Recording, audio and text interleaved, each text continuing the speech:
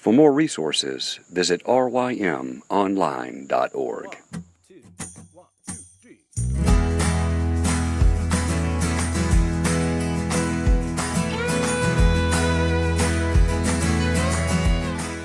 The Local Youth Worker is a daily podcast that's centered on 5 questions each week.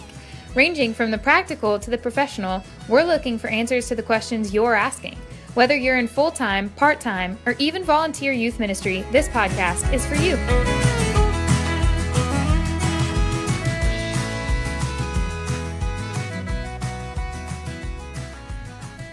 All right, everybody, welcome back. We're here with Molly Dawkins. Molly, welcome again. Hey, John. For those of you who might have missed yesterday's show, Molly is the Assistant Youth Director at Pear Orchard Presbyterian Church in Ridgeland, Mississippi, and she has been there 4 years. Did I get that right this time? You're really close. It's almost 4 years. 4 in January. That's right. Okay, good deal. All right, so yesterday we talked about the best thing you've done in youth ministry, and you shared just that small group time with students and seeing fruit of that throughout the years. So now we swing to the other end of the spectrum when we talk about the worst thing you've done or your biggest mistake. Now, this isn't for us to laugh at your downfall, and you don't have to get too detailed or anything like that, but hopefully you sharing this mistake could help other youth workers learn from that, and you can also maybe share some solutions with that. So, Molly, what's something you have for us? Yeah, I don't know if I necessarily have solutions because I'm still a work in progress, because I'm kind of telling on myself a little bit here. But I think the worst thing that I've done is just neglecting my own spiritual life. I can get so caught up in just doing without stopping to pray about things or to be in the Word myself. I was listening to a sermon that Tim Keller did, and he was talking about just the dangers of ministry and how because of our jobs, we're always telling people about Jesus and having those gospel conversations. And so you're either really living it through your own life or you're faking it. And as I listened to that, I just kind of wondered, I was like, I think there are definitely times where I'm faking it. Yeah, that's a huge point. And real quick, before I forget, and this might be putting you on the spot, do you remember the name of that Tim Keller sermon? Because I think I've listened to that as well, and I just can't remember it off the top of my head. It might be The Danger of Ministry. Okay. I might be making that up. Okay. Because that's something we're going to try to do, is start putting links up on our site to some of these resources. So that's something we want to get out there for others to listen to, because you're bringing up a huge point of just, neglecting our own soul as we're in ministry. I know a lot of people talk about soul care, and this has been a theme that's been, brought up on this podcast, and the importance of it.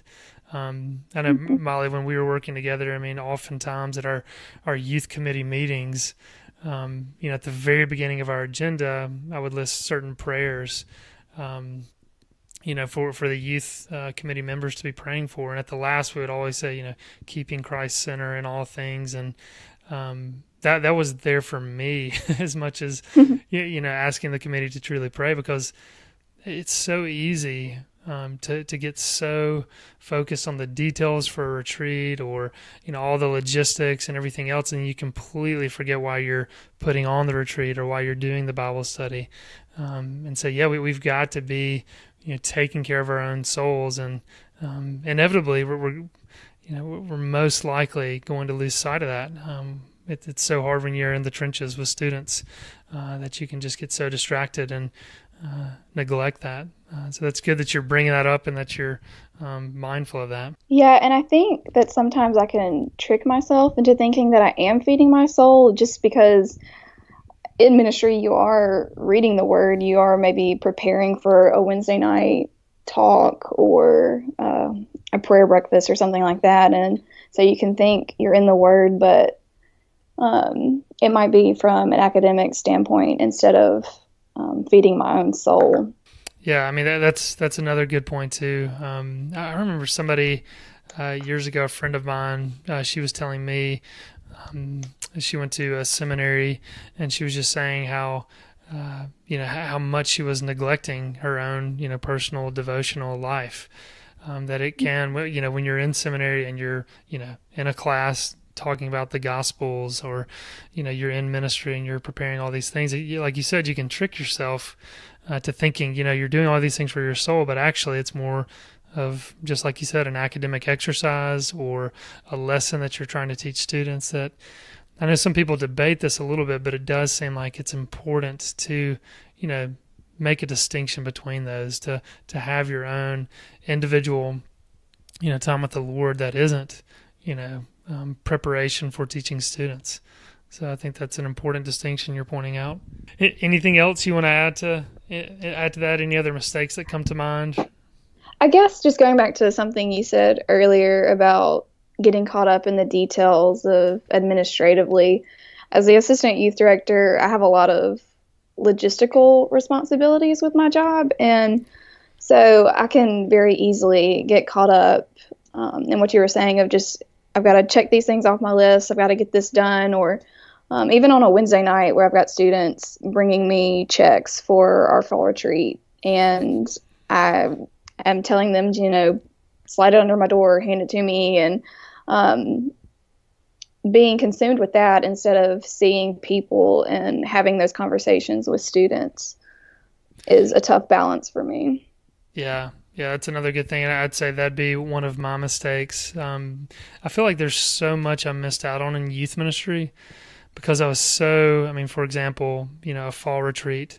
I'd be so focused on, the logistics, making sure everything was on schedule, kind of getting to the end of the weekend, and then, the retreat would be over with, and I would just think that was a blur. Did I actually, connect with students? Did I enjoy, did I enjoy time with students? Did I have ministry opportunities? It's so easy to get blinded by the details and just kind of survive an event or survive a retreat.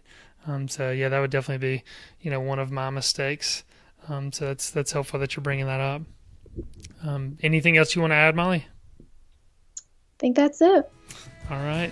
Thanks again, Molly.